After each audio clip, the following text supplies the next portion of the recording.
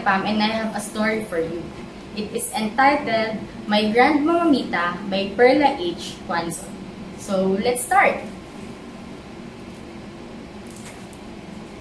6-year-old Ganda is an only child.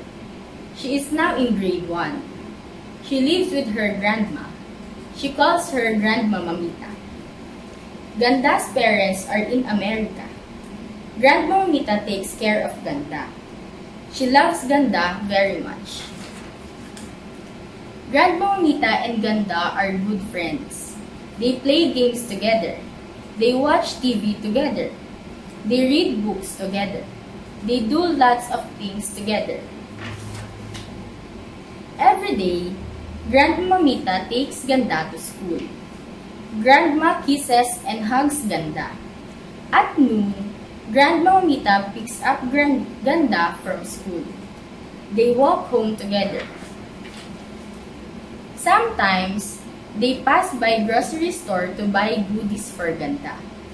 Grandma Mamita buys some grapes, green apples, guava jelly, and crackers. Ganda helps Grandma prepare food for dinner.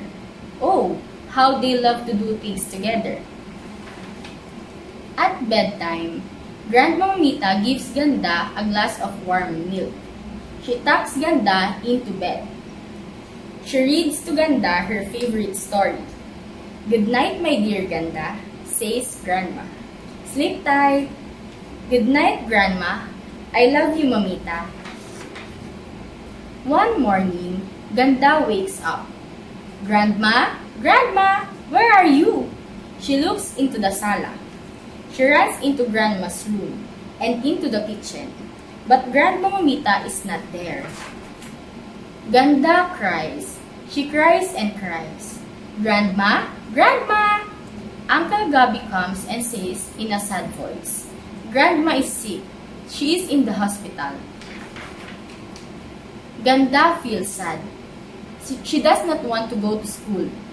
No grandma to make her peanut butter sandwiches. No grandma to give her a glass of lemon juice. No grandma to take her to school. No grandma to kiss and hug her. No grandma to read her a story. Then, she says a prayer for Mamita. "Dear God, please make Mamita get well soon. I love my Mamita. I really do." Not long after, "Grandma, Grandma, it's you, my Mamita. I'm glad you're back home."